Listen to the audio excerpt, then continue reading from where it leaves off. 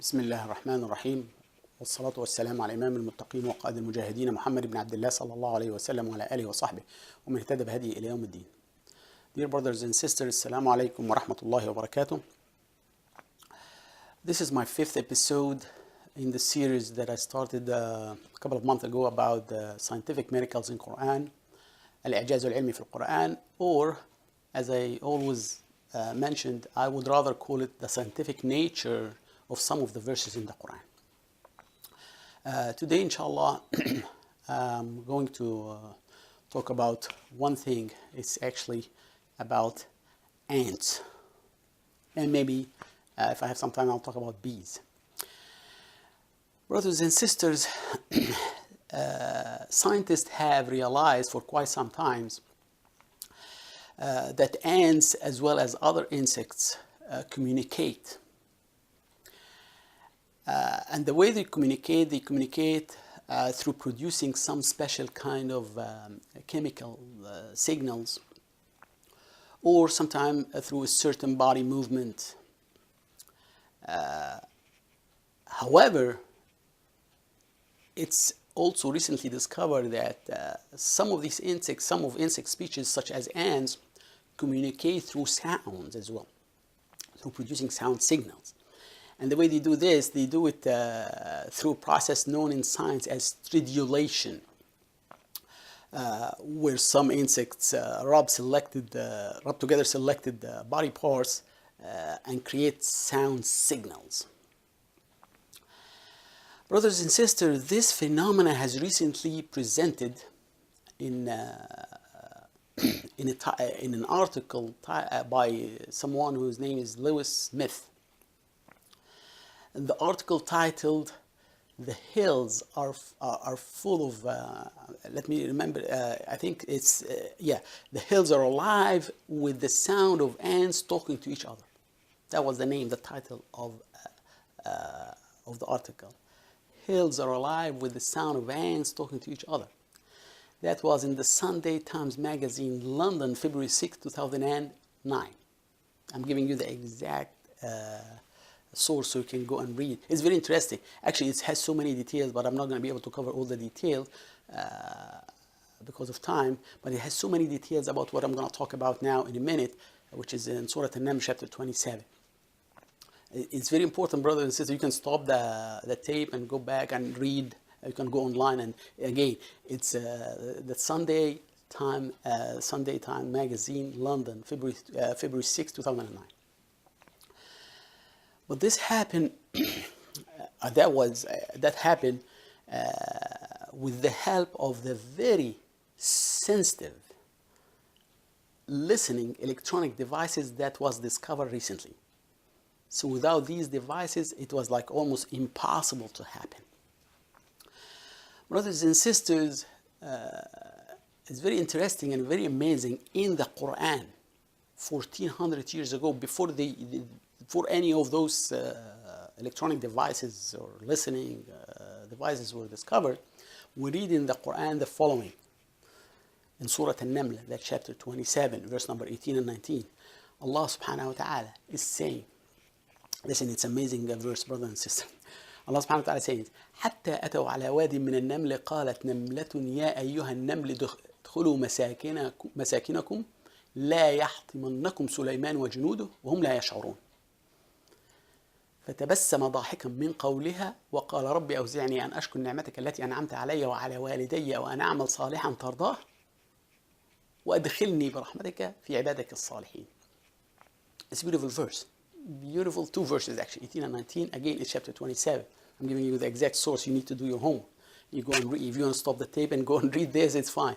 Now, Allah subhanahu wa ta'ala is saying, and God is saying in the Quran, until they reach a valley of ants, one of the ants said, "O ants, go back to your home and enter your dwelling, otherwise Solomon and his soldiers will crush you under their feet without even noticing, while they perceive not."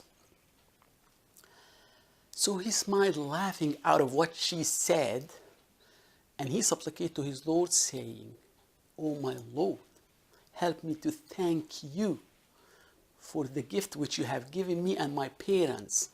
And oh my Lord, help me to do the right thing in the way that pleases you. And oh my Lord, include me with your mercy, with your righteous slave. This is one of the best ever dua, according to 90% of the ulama, of the scholars, like the majority of the scholars, one of the best ever dua that was given in the Quran. I'm not going to talk about the dua, I will come to this later maybe, but I'm talking about precisely about two things here in this verse.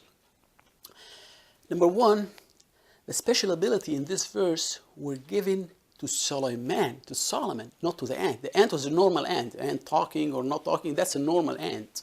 All these ants are just normal ants. But here the special ability were given to Solomon and his parents to hear and understand the language of animals and insects and birds. So Solomon understood what this namla, what this ant is saying. That's why he smiled and he laughed.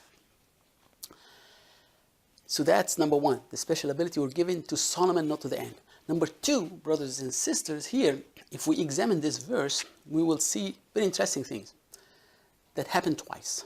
Allah subhanahu wa ta'ala in this verse, in these two verses, mentioned the word qalat. In Arabic, qalat means she said. She said. Allah subhanahu wa ta'ala mentioned it twice. She said. So in the first, when you say qalat namlatun, one of the ants said, oh ants, go back to your home, otherwise Solomon will crush you. Solomon and his soldier will crush you. That was, again, it's about the army of Solomon who was marching from one city to the other city. And they get to that valley, and then when they get to that valley, this ant saw them, and she started announcing, oh, ants, go back to your, otherwise this army will just crush you under the feet while they perceive not. Well, they won't even notice that they are crushing you. So this ant is warning them in a statement, and she said that statement. The other time Allah subhanahu wa ta'ala used that term, she said, when he said he smiled laughing out of what she said. He didn't say he smiled laughing out of what she did or how she acted. No, about what she said. So twice in two consecutive ayahs, two consecutive verses, Allah subhanahu wa ta'ala is saying she said. That means the communications happen here through talking, not through any other means. Not through chemical signals or not through producing wave signal. No, through talking. What kind of talking? What kind of language? English, Arabic, French, Dutch, Cambodian? It doesn't matter. It's not here. It's not going to make any difference. But it's through a language that Solomon can understand, and that's why he understood what this ant is saying. That was number two. Number three about this verse, brothers and sisters. Here I want to mention something that so many people are not aware, or sometimes we don't think about it. The special ability that was given to Solomon here, it was about understanding the language of animals and birds and the ant, not about hearing from long distance. What does that mean? Or what's the point here? Like Solomon hearing sense is like everybody else, like us. He was not given a special any special ability of hearing from 1,000 miles or 2 miles or 3 miles, just like us. If one of the forget about ants, if somebody is talking to somebody else and whispering in his ear 1 mile away, there is no way for you, or even if he's not whispering, if he's talking to him from 1 mile away, you're not going to be able to hear him. The same applies to Solomon.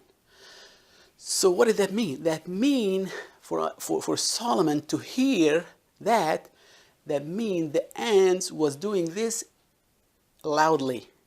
And that makes sense. It's a form of announcement. When you do announcement, you raise your voice. And the ant was saying, oh, ants. She's warning all the ants. That mean is doing this in a form of announcement. And that was amazing about the Quran, brothers and sisters. Allah subhanahu wa ta'ala, every time He uses a term in the Quran, is for a reason. Very precise, very sharp, very accurate. When Allah subhanahu wa ta'ala, remember when we talk about the heavenly bodies and rotating heavenly bodies, Allah subhanahu wa ta'ala says swimming along. When Allah subhanahu wa ta'ala says yasbahun, for a reason. This is to refer to the nature of the motion of heavenly bodies. He didn't say passing along or moving along when he talks about the motion of the mountain. But on the other hand, when I'm sorry about the motion of heavenly bodies, but on the other hand, when he talks about the motion of mountains and clouds, he used the term tamur, which is passing along or moving along. Precisely using term. So when Allah subhanahu wa ta'ala in this verse saying qalat, she said, that means Allah subhanahu wa ta'ala meant that she said, she's talking. Very amazing Quran, very precise, very accurate, very sharp. Brothers and sisters, another article, it's an amazing article I was reading in the National Geographic magazine. It's about bees and how bees, they divide themselves into different division of labor. You remember also when we talked about this verse in chapter 38, chapter 6, verse 38, that's Surah Al-An'am, when Allah subhanahu wa ta'ala says, وَمَا مِن دَبَّةٍ فِي الْأَرْضِ وَلَا طَائِرٍ يَطِيرُ بِجَنَاحَيْهِ إِلَّا أُمَمٌ أَمْثَالُكُمْ. There is no animal that walks on earth, nor a bird that flies with wings, except that they are communities like you. And when I say communities here, I mean communities like with division of labor, leadership, very similar to a certain extent to human living. So here, the bees, according to what I read in that magazine, National Geo, then I did further research online about that. The bees divide themselves into like the queen and the scout bees and the soldiers, things like that. And the magazine was about the scout bees. Those scout bees, those are in charge to go and find a search of honey or search of food or a search of, let's say, search of income. And then they come back and to the hive and report it to the queens and the queen and the other soldier. The amazing thing here is how the bees or the scout bees report to others, how they communicate that. Actually, it's talking about they reporting that through body movement, and they report 4 things. Listen to that. They report the distance of so now they are reporting their findings. Number 1, they are reporting the distance of the source of honey. Number 2, the direction of the source of honey. Number 3, the quantity of the source of honey. Number 4, the quality. It's amazing. And the way number 1, let's go number 1.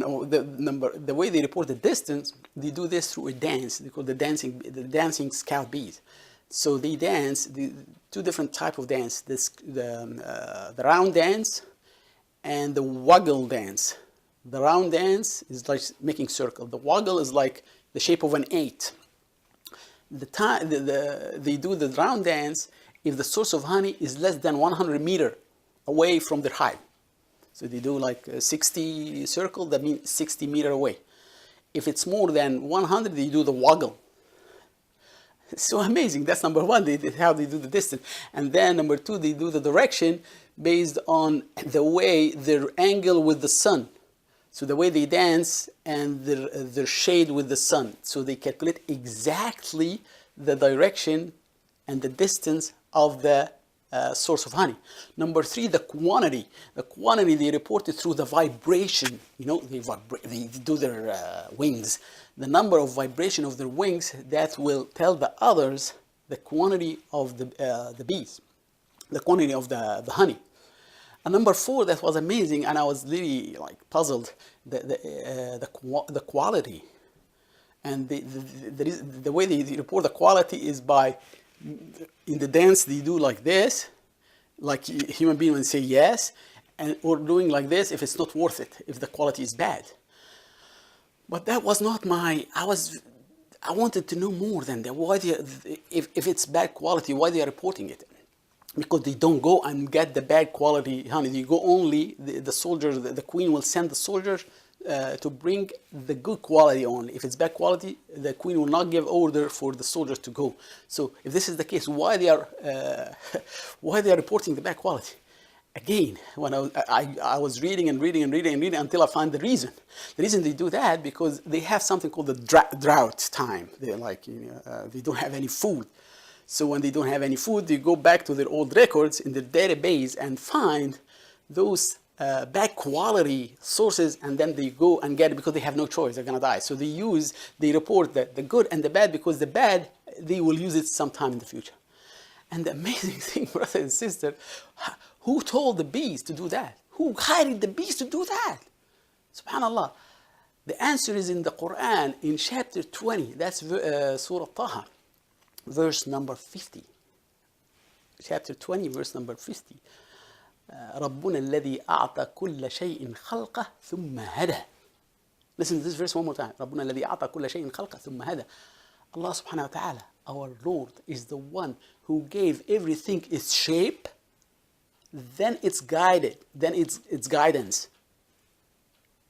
So Allah subhanahu wa ta'ala gave everything its shape, then its guidance. What did that mean? Allah subhanahu wa ta'ala created the lion. What is the shape of the lion? 4 legs. Then He guided the lion how to hunt and how to eat. Allah subhanahu wa ta'ala gave a human being the shape. What is the shape? Our shape? 2 hands and 2 legs. Then He guided us through the Qur'an. That's our book. That's our instruction manual. So He gave us our instruction manual. He gave the lion its instruction manual. He is giving as well the bees and the ant their instruction manual. That's called the guidance. So give the shape first, then give us the guidance, and guided the bees to find the honey, and guided the ants to communicate to protect themselves from Solomon and his army. Dear brothers and sisters, I'm done with this episode. In the other episode, inshallah, I'm going to talk about some other stuff. Plate tectonic, inshallah. I'm planning to do this maybe next time. Again, I'm done, but before I leave you, I remind you with 2 things that I always remind you at the end of my halaqah, or the end of my episode, from Muslims and from non-Muslim. From non-Muslim, I want you to be very fair, and I want you to go to the sources that I've mentioned and to read those sources. The first, that's chapter 27, verse 18 and 19, about the ant, and about the bees, that's chapter 20, verse number 50. And I'm doing this, I'm not trying to preach with you or trying to convert you. I'm doing this again to show you why Muslims are very strong believers in the Qur'an, in their book. For the Muslims, do me a favor. The favor is you pay me back. If you like what I said, you go to your local mosque and you pray one congregational prayer with the intention that you're doing this because you liked what you heard today, and you're planning to do your homework and to use it in your preaching with others. Number 2, if you don't like what I said, you owe me a dua. Supplicate to your Lord to improve my presentation so I can reach out more and more people. Remember, I'm doing this for the reason of building a solid foundation and trust in the Islamic beliefs for our youngsters.